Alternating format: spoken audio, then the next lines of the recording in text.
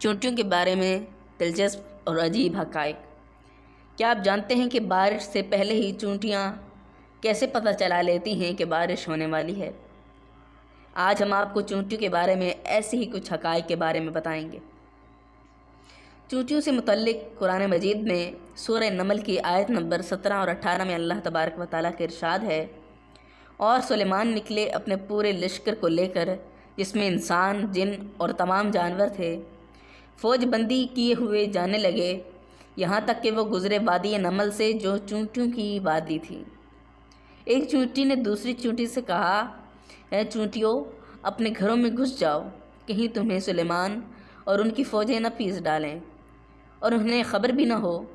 اور سلیمان نے جب ان چونٹی کی بات سنی تو مسکرائے اور اپنے لشکر کا رخ موڑ لیا۔ چونٹیاں حضرت سلیمان علیہ السلام سے بات کرتی تھیں، اور اللہ تبارک و تعالیٰ نے سلیمان علیہ السلام کو ان کی بات سمجھنے کی صلاحیت بھی دے رکھی تھی۔ جو بات قرآن نے 1400 سال پہلے بتائی، آج کی جدید سائنس مختلف تجربات کرنے کے بعد اس نتیجے پر پہنچی ہے کہ چونٹیاں ایک زبردست معاشی سسٹم میں رہتی ہیں، اور ان کے مشکل سسٹم سے بات کرتی ہیں کہ عقل دنگ رہ جاتی ہے۔ سائنس نے بتایا کہ چونٹیاں آواز سے بات نہیں کرتی، بلکہ ڈیٹا منتقل کر کے بات کرتی ہیں، اور ان کا طریقہ یہ ہوتا ہے کہ وہ اپنے منہ سے ایک مواد نکالتی ہیں اور سامنے والی چونٹی کے منہ پر چپکا دیتی ہیں۔ دوسری چونٹی اس سے سارا پیغام ڈیکوڈ کر کے سمجھ لیتی ہے۔ اس لیے آپ نے اکثر دیکھا ہوگا کہ چونٹیاں چلتے چلتے رک کر دوسری چونٹی کے منہ سے منہ لگا کر آگے چلتی جاتی ہیں۔ یہ وہ عمل ہوتا ہے جس میں وہ ڈیٹا منتقل کرتی ہیں۔ جدید تحقیق میں یہ بات ثابت ہو چکی ہے کہ چونٹیاں آپس میں نہ صرف بات کرتی ہیں، بلکہ ایک زبردست نظام کے تحت زندگی بھی گزارتی ہیں۔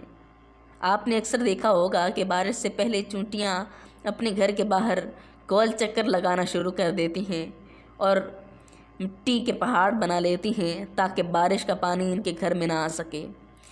انہی وقت سے پہلے بارش کا اس لیے اندازہ ہو جاتا ہے کہ ان میں قدرتی طور پر سینسر موجود ہوتا ہے، جسے ہائیڈروفولک کہتے ہیں۔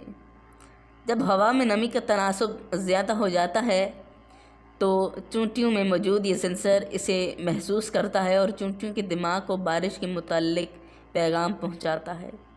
اس لیے چونٹیاں بارش سے پہلے ہی اپنے کھانے پینے اور رہنے کا انتظام کر لیتی ہیں۔ محکمہ موسمیات بھی اسی عمل کو دہراتے ہوئے ہوا میں نمی کا تناسب نوٹ کرتے ہیں اور پھر بتاتے ہیں کہ بارش کے کیا امکانات ہیں۔ تاریخ گواہ ہے کہ جنہوں نے قرآن میں غور و فکر کیا، ان لوگوں نے درختوں کے نیچے بیٹھ کر نہ صرف زمین کا حجم بتا دیا، بلکہ یہ بھی بتایا کہ انسان پرندوں کی مانند کیسے پرواز کر سکتے ہیں۔ چنانچہ جہاز کے سب سے پہلے موجد مسلمان ہی ہیں۔ اگر ہم قرآن میں غور و فکر کریں تو ایسی ایجادات کر سکتے ہیں کہ نسل انسانی حیران رہ جائے۔ اللہ تبارک و تعالیٰ نے قرآن میں ارشاد فرمایا ہے کہ کائنات میں عقل والوں کے لیے بہت سی نشانیاں ہیں۔